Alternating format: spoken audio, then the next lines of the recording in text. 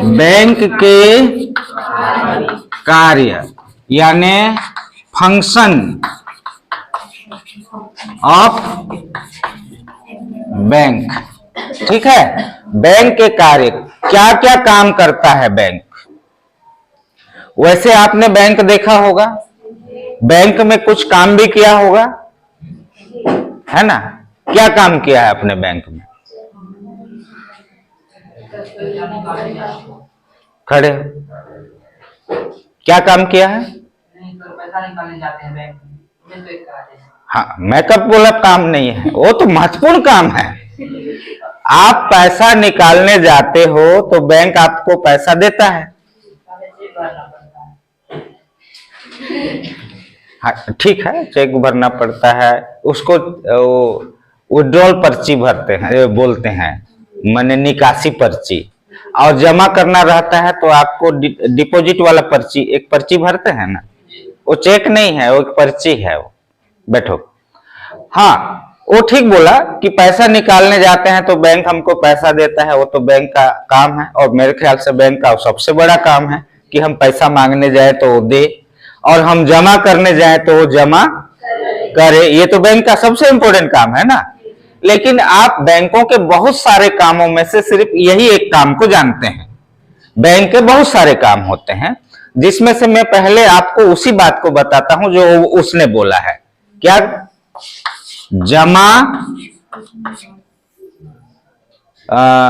जमा अथवा निक्षेप प्राप्त करना। ठीक है, जमा अथवा निक्षेप प्राप्त करना यानी रिसीविंग डिपॉजिट। देखिए, बैंक का सबसे पहला काम यही है कि अगर हम कोई राशि, कोई मुद्रा बैंक में जमा करने जाते हैं तो बैंक जमा ले लेता है, वो लेने से इनकार नहीं करता है। दूसरी बात, निक्षेप यानी कि निकालना। अगर हमने कोई पैसा डिपॉजिट किया है बैंक में, जमा किया है, तो अपनी सुविधा और जरूरत के मुताबिक कभी भी निक्षेप प्राप्त कर सकते हैं, यानी कि निकाल सकते हैं। बैंक ये नहीं कह सकता कि आपको हम पैसा नहीं देंगे। यानी ये जो दोनों काम आप देख रहे हैं वो बैंक के सबसे इंपॉर्टेंट काम है कि बैंक हमारी मुद्रा को, हमारा धन को जमा लेता है और जरूरत के हिसाब से जब हम चाहे तब वो हमको देता है। ये सबसे इंपॉर्टेंट काम है। लेकिन आपको ये जानना जरूरी है कि बैंक में आप जमा करने जाएंगे तो सबसे इंपॉर्टेंट चीज ये है कि बैंक में आपका क्या होना चाहिए, तभी वो जमा लेगा। अकाउंट वाले बता रहे हैं क्या होना चाहिए? अकाउंट होना चाहिए बैंक में। हिंदी में क्या बोलते हैं अकाउंट को? खाता ना। आपका खाता नहीं है बैंक में और आप जाते हो बैंक में और एक गड्डी पैसा मैनेजर के टेबल पर रखते हो, लो जमा करो इसको, तो जमा लेगा? नहीं ले। वो पहले आपसे पूछेगा आपका पासबुक कहाँ है। पासबुक में वो क्या देखता है? आपका खाता नंबर। अगर आपका खाता नहीं है तो आपका पैसा बैंक में जमा नहीं होगा। तो जमा, आप उस समय ये मत बोलना कि हमारे सर ने तो बोला था कि ये बैंक का काम है, आप अपना काम करो, ऐसा नहीं बोल सकते। बैंक अपना काम करेगा, लेकिन उसके लिए एक सिस्टम होता है। आपको पैसा जमा करना है या पैसा निकालना है तो सबसे पहले आपको बैंक में खाता खुलवाना पड़ेगा। अब आपको ये जानने की जरूरत है कि बैंक में आप कितने प्रकार के खाता खोल सकते हैं, और ये सबसे इंपॉर्टेंट टॉपिक है। सबसे पहले है करेंट अकाउंट।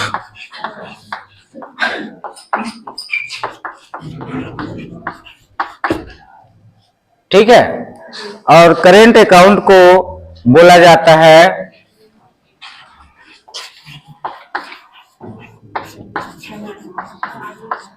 चालू खाता।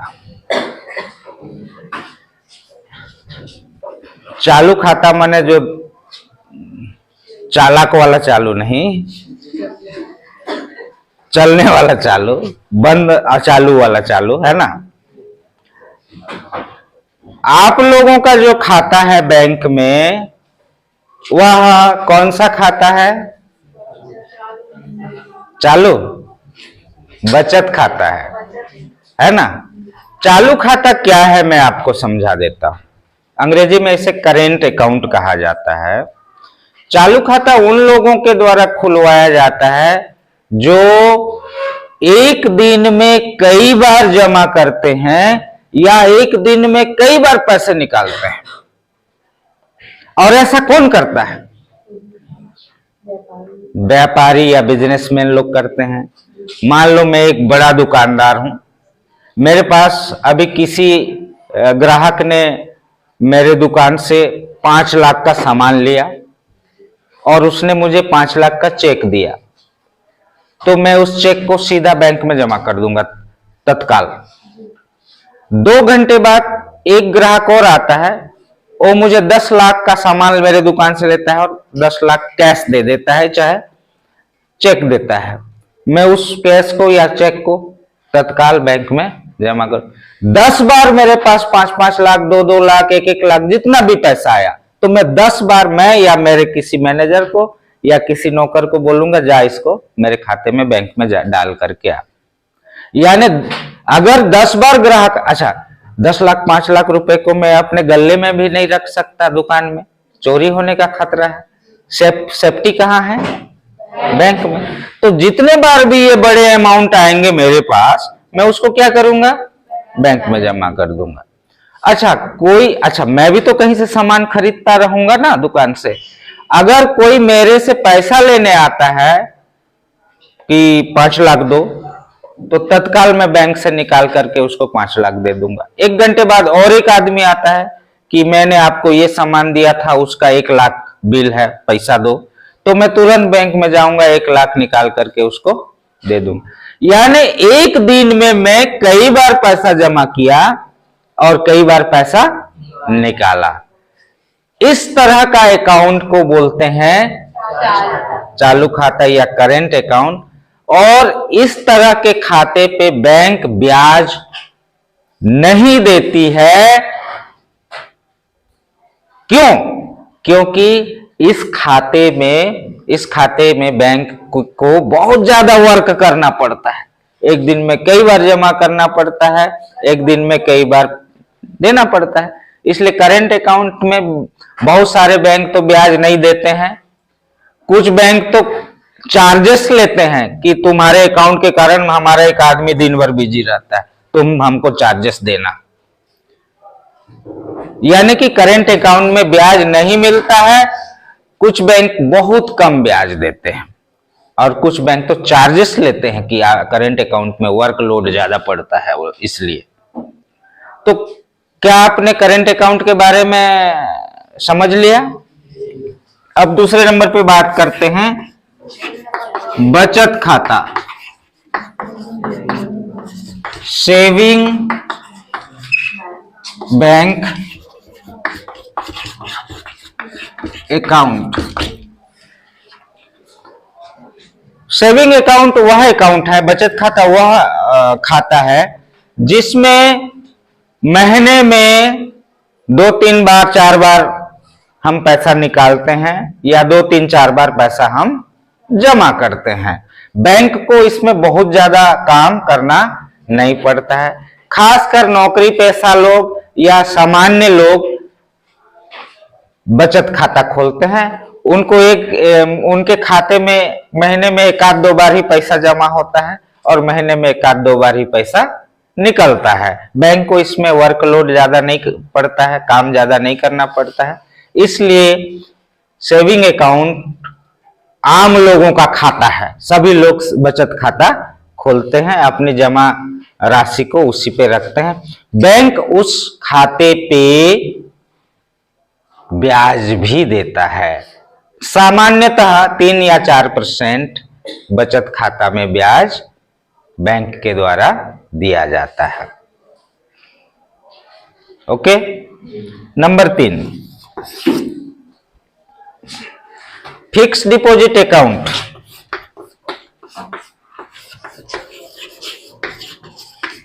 Fix deposit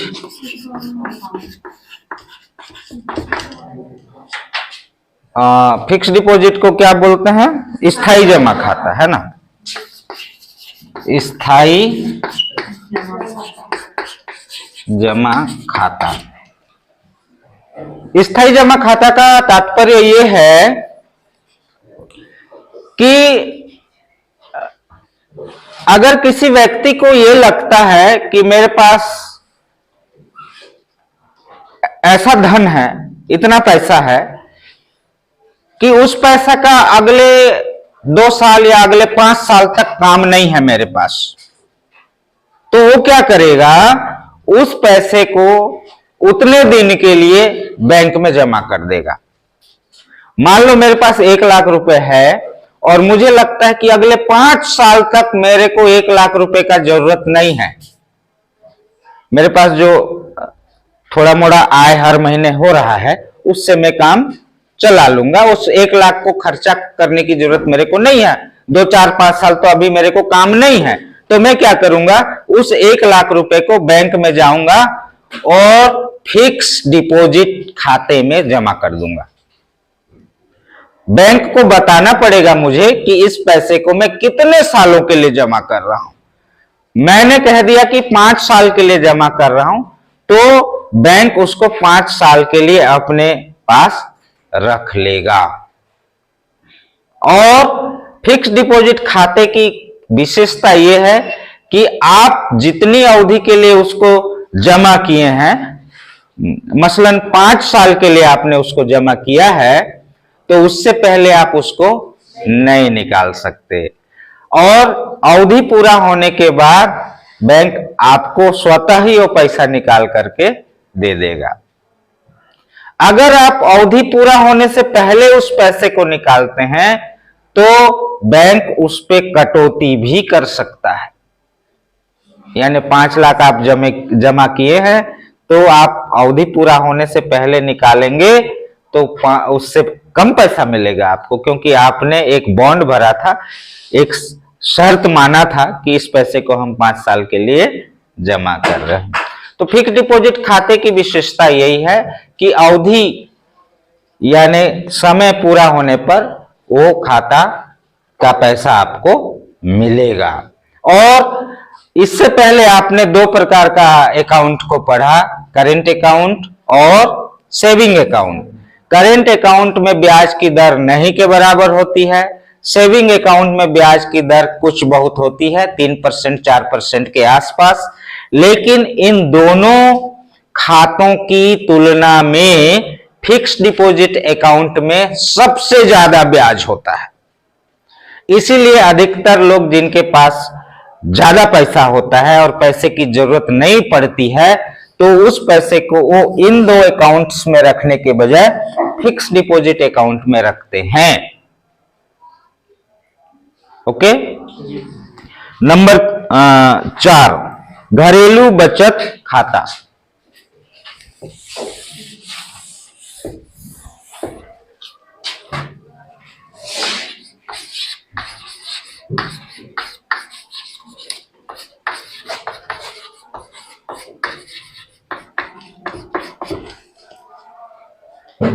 home saving account. इस तरह के खाते का प्रचलन आजकल नहीं है।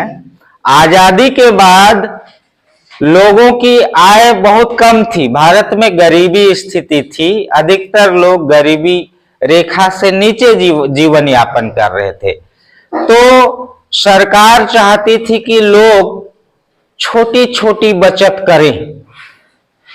आय तो ऑलरेडी कम थी, अब किसी को कहोगे कि तुम्हारे पास 5 रुपये बचा है, जाओ उसको बैंक में जमा करो, तो 5 रुपए को बैंक में जमा करने जाएगा क्या? वो नहीं जाएगा। तो आजादी के बाद सरकार ने एक स्कीम निकाली थी कि लोग अपनी 1 रुपए 2 रुपए को भी बैंक में जमा कर सकते हैं। उस स्कीम के तहत आपके पास 1 रुपये बचा, 50 पैसे बचा है, 1 रुपये बचा है, तो भी आप उसको बैंक में जमा कर सकते हो और आपको बैंक जाना नहीं पड़ेगा।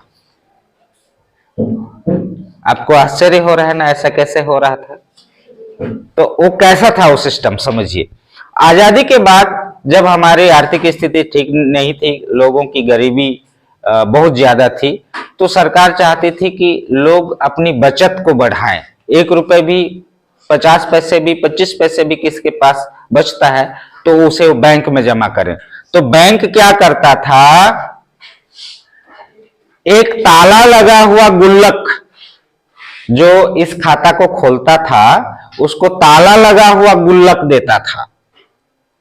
गुल्लक जिसमें सिक्का डालते हो आप, घर में आपका गुल्लक होगा जो मिट्टी वगैरह का बना होगा, और जब वो भर जाता है या जब आपको उसकी जरूरत पड़ती है तो आप क्या करते हैं, पटक देते हैं उसको ना। लेकिन बैंक जो गुल्लक देता था वो धातु का बना होता था और उसमें बैंक वाला ही ताला लगा के देता था, चाबी उसके पास रहता था और आपको दे देता था उस गुल्लक को। आप कहीं पर से कुछ काम करके आए और आपके पास 2 रुपए बचा, उस समय बचत 1 रुपए 2 रुपए बहुत था, आपके पास 1 रुपए या 2 रुपए बचा। अब 2 रुपए को तो जमा करने आदमी बैंक नहीं जाएगा, उसको उसके पास एक गुल्लक है जिसको बैंक ने दिया है, जो ताला लगा हुआ है, उस गुल्लक में 2 रुपए को डाल देगा। अगले दिन वो कहीं काम करने गया और उसको 1 रुपए मिला, उसके पास बचा, मतलब खर्चा करके 1 रुपए बचा, 1 रुपए को उस गुल्लक में डाल देगा।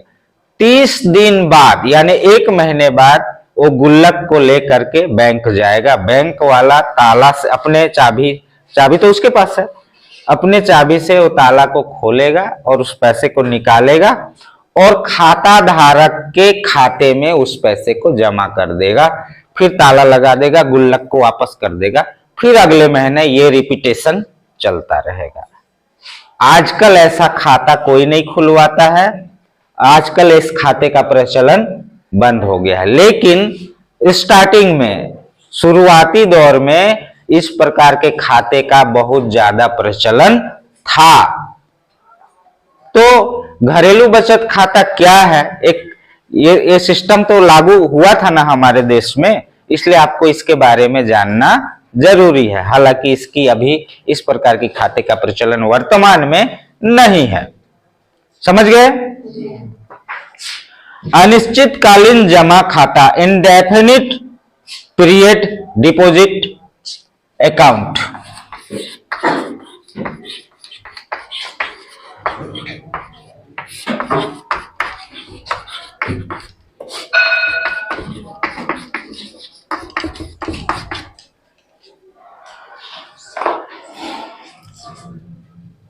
एक तो आपने तीसरे नंबर पे पढ़ा फिक्स्ड डिपॉजिट।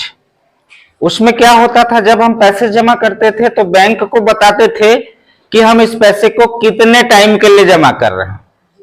1 साल के लिए तो 1 साल के लिए, 5 साल के लिए तो 5 साल के लिए, उसके बाद हमको बैंक उस पैसा रिटर्न कर देता था। लेकिन ये अनिश्चितकालीन जमा खाता ऐसा है कि बैंक को हम उस पैसे को देते हैं और ये बताते नहीं है कि हम कब निकालेंगे, ये बोल के दे देते हैं कि इसको अनिश्चित काल के लिए हम जमा कर रहे हैं। कोई टाइम पीरियड फिक्स नहीं है उसमें। उस खाते में क्या होता है कि उस पैसे को हम जमा किए हैं तो उसका ब्याज हम हर महीने या हर साल ले सकते हैं, लेकिन उस पैसे को बार बार निकाल नहीं सकते हैं। वो अनिश्चित काल के लिए जमा हो गया है। इस तरह के खाते भी ज्यादातर लोग नहीं खुलवाते हैं। ये आखिरी जो 2 प्रकार के खाते हैं, home savings account and indefinite period deposit account, इस तरह के खाते जो हैं आजकल ज्यादा प्रचलित नहीं है। ज्यादातर लोग ऊपर के ये जो पहला, दूसरा, तीसरा खाता है, यानी कि करेंट अकाउंट, बचत सेविंग अकाउंट और फिक्स्ड डिपॉजिट अकाउंट, ज्यादातर इसी तरह के अकाउंट्स खोले जाते हैं। हालांकि ये भी खाते बैंकों के द्वारा कभी ना कभी खोले गए थे, तो इनके बारे में भी आपको जान लेना जरूरी है। यानी कि बैंक में अगर ये प्रश्न आता है परीक्षा में कि बैंक में हम कितने प्रकार के खाते खोल सकते हैं, तो 5 type of account we can open on the bank.